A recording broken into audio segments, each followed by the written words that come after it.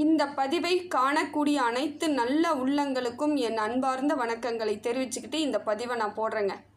இந்த பதிவின் மூலமாக உங்கள் வாழ்க்கையில் பல மாற்றங்கள் ஏற்பட்டு இதற்கு மேல் முன்னேற்றம் இருந்தால் எல்லாம் இறைவன் செயலாக எண்ணி அதன்படி இந்த பதிவு உங்களுக்கு நல்ல ஒரு மாற்றத்தை ஏற்படுத்தி கொடுக்கும் வகையில் இருக்குங்க.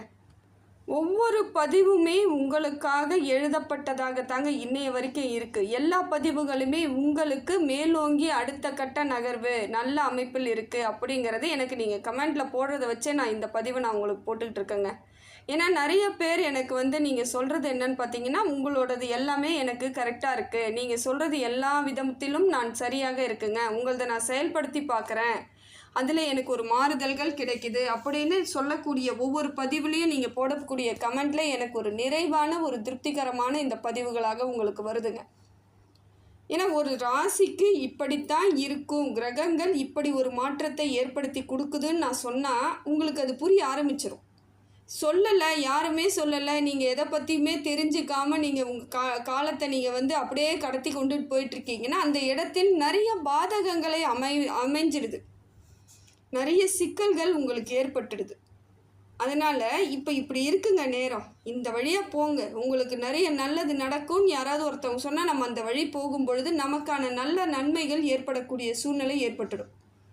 எதுவுமே தெரியாமல் நாம் ஒரு வழி போட்டுக்கிட்டு போகிறோன்னா அது நிறைய நமக்கு சிக்கல்களை கொடுத்துடுது, மன உளைச்சலை கொடுத்துடுது. ஆனால் இதனால் வரைக்கும் நீங்கள் அந்த மாதிரியான பாதைகளை கடந்து வந்துக்கிட்டு இருக்கீங்க. இப்போ இந்த பதிவின் மூலமாக பல மாற்றங்கள், வாழ்வாதாரம் சிறப்பு மிக்கதாக மாறக்கூடியதாக இறைவன் அருளால் இருக்குதுங்க. அதனால தான் கடவுளின் அனுகிரகம் இருந்தால் இந்த பதிவு உங்கள் கைக்கு கிடைக்கும். இதற்கு மேற்பட்டு உங்களது வாழ்வாதாரம் சிறப்பு மிக்கதாக மாற இறைவனை பிரார்த்தனை பண்ணிக்கிட்டு இந்த பதிவை நான் உங்களுக்கு கொடுக்குறேங்க. இந்த பதிவில் நாம் காணக்கூடியது தனுசு ராசிக்கு. தனுசு ராசிக்காரர்களுக்கு இப்பொழுது எப்படிப்பட்ட பலன்கள் கிடைக்கின்றன, அவர்களது வாழ்வாதாரம் எப்படி இருக்குதுன்னு சொல்லிட்டு எளிமையான முறையில் இந்த பதிவை நாம் பார்க்க போகிறோங்க.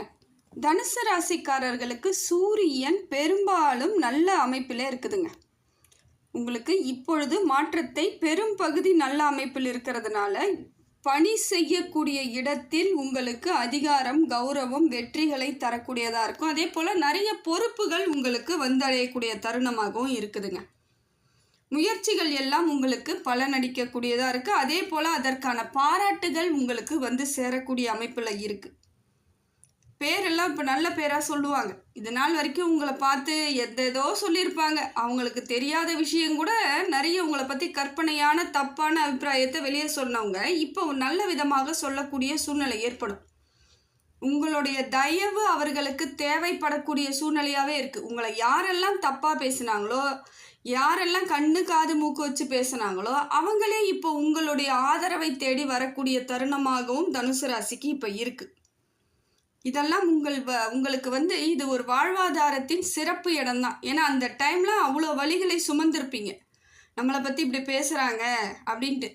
ஏன்னா எந்த பாவமும் செய்யாமல் சில நேரங்களில் தண்டனை அனுபவிப்பது என்பது சில வருத்தத்துக்குரியது தாங்க. அதெல்லாமே அனுபவிச்சுட்டு வந்துட்டீங்க. தனுசுவை பொறுத்த வரைக்கும் நெருப்பு மேலே நின்னதோட விளைவாக இருக்கக்கூடிய வாழ்க்கை தான் வாழ்ந்தீங்க. அது ஒரு 4-5 ஆண்டுகளுக்கு முன்னாடியெல்லாம் சொல்லவே வேணாங்க. முள்ளு மேலே நிற்கிறேன்னு வாங்க சிலர், அந்த மாதிரி தான். முள்ளு மேலே நிற்கிறதுனா எப்படி இருக்கும், அவ்வளோ கஷ்டம், அவ்வளோ வலிகள், அவ்வளோ பிரச்சனை. அதை தான் எல்லாருமே அப்படி சிம்பாலிக்காக சொல்லிட்டு போகிறது. ஒரே லைனில் சொல்லுவாங்க, எப்படிங்க இருக்கீங்க, ஏதோ முள்ளு மேலே நின்றுட்டுருக்க மாதிரி இருக்குங்க அப்படின்வாங்க. அது அவங்க விளையாட்டுக்காக சொல்கிற மாதிரி வேணால் தெரியலாம் மற்றவங்களுக்கு, ஆனால் அதோட வலியை அனுபவிக்கும் அவர்களது வார்த்தையில் தான் இருக்குது.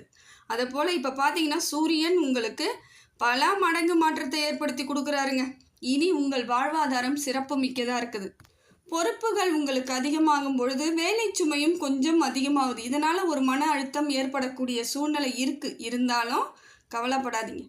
ஒரு மன அழுத்தம் இருந்தாலும் அதை நீங்கள் தான் கொஞ்சம் மாற்றிக்கணும். இவ்வளோ நாள் நம்ம ரொம்ப கஷ்டப்பட்டோம், இப்போ ஒரு வாய்ப்பு இருக்குது, அதிலிருந்து நம்ம மேலே வரப்போகிறோன்ற எண்ணத்தை ஏற்படுத்திக்கும் பொழுதெல்லாம் உங்களுக்கு அந்த மாதிரியான கஷ்டமும் மன அழுத்தமும் வராது. ஆனால் கொஞ்சம் தூக்கம் இல்லாமல், நேரத்துக்கு சாப்பிட முடியாமல் ஒரு சில நேரங்களில் தவிக்கக்கூடிய சூழ்நிலை இருக்குது. சூரிய பகவான் அப்படி ஒரு அமைப்பை கொடுக்குறாரு. இருந்தாலும் இது நல்லது தான் நினச்சிக்கோங்க.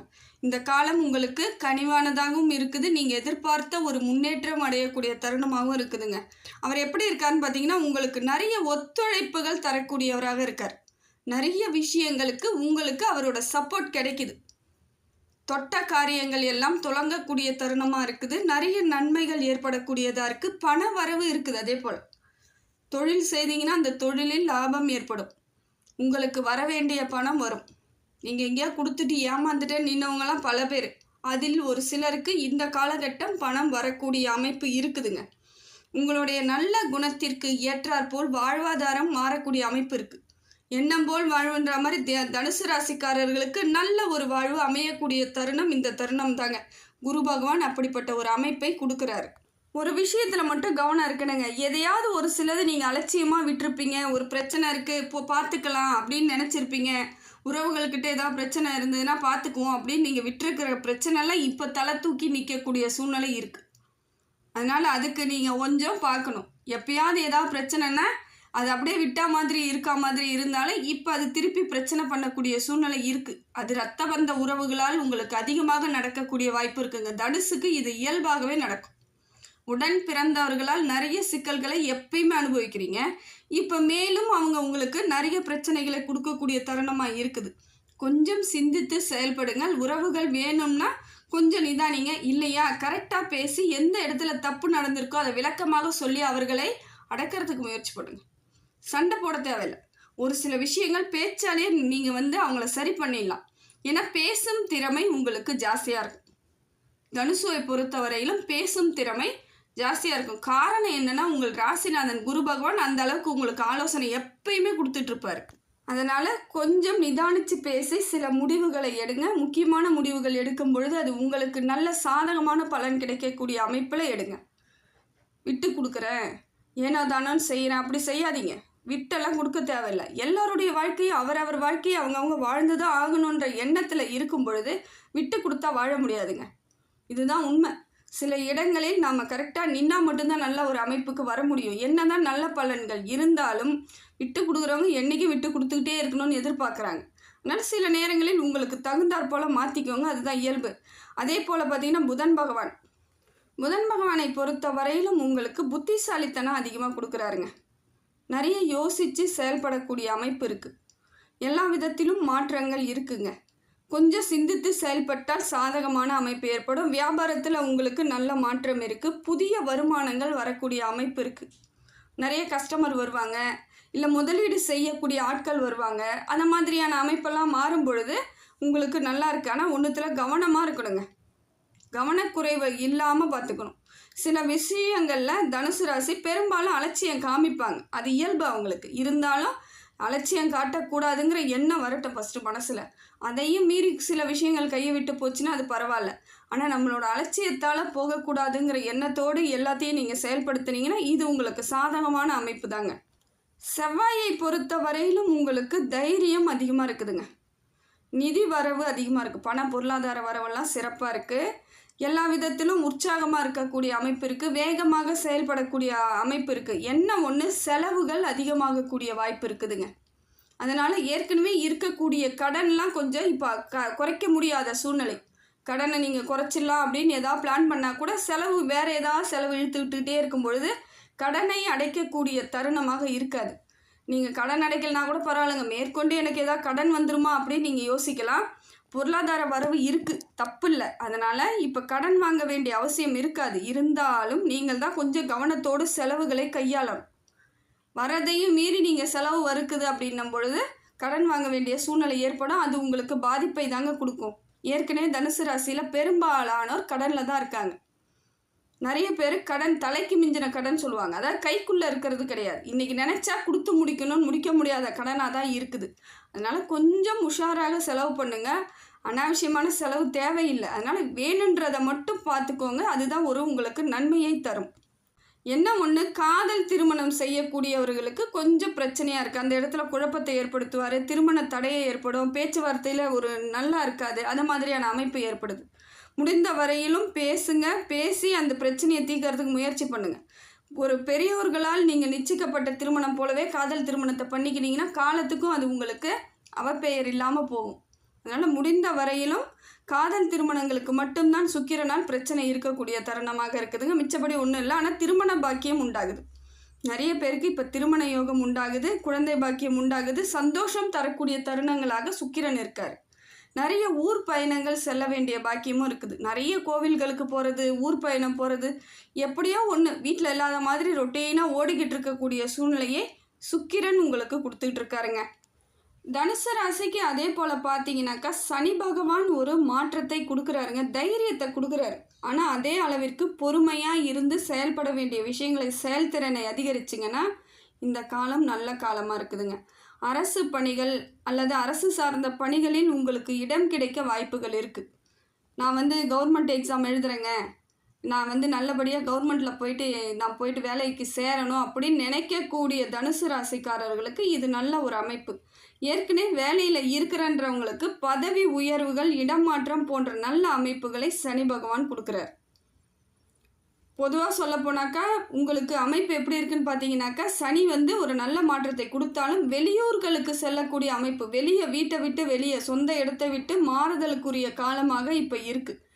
இதனால் ப்ரமோஷனில் போகலாம், இல்லை ஒரு சிலவங்க வேலையே வேறு ஊருக்கு மாற்றி கொடுக்கக்கூடிய சூழ்நிலை, இந்த இடத்துல இருந்து நான் வேறு இடத்துக்கு போகிறேன் அப்படிங்கிறதெல்லாம் ஒரு நல்ல அமைப்பு தாங்க. வெளியே போயிட்டு வர்றீங்கன்னா கொஞ்சம் உங்களுக்கு ஒரு மாறுதல் கிடைக்கும், மன அமைதி ஏற்படும். பண வரவை பொறுத்த வரையிலும் நல்ல நிலையில் தான் இருக்குதுங்க. பண சேமிப்பை மட்டும் கொஞ்சம் நீங்கள் வலுவாக பார்த்துக்கணும்.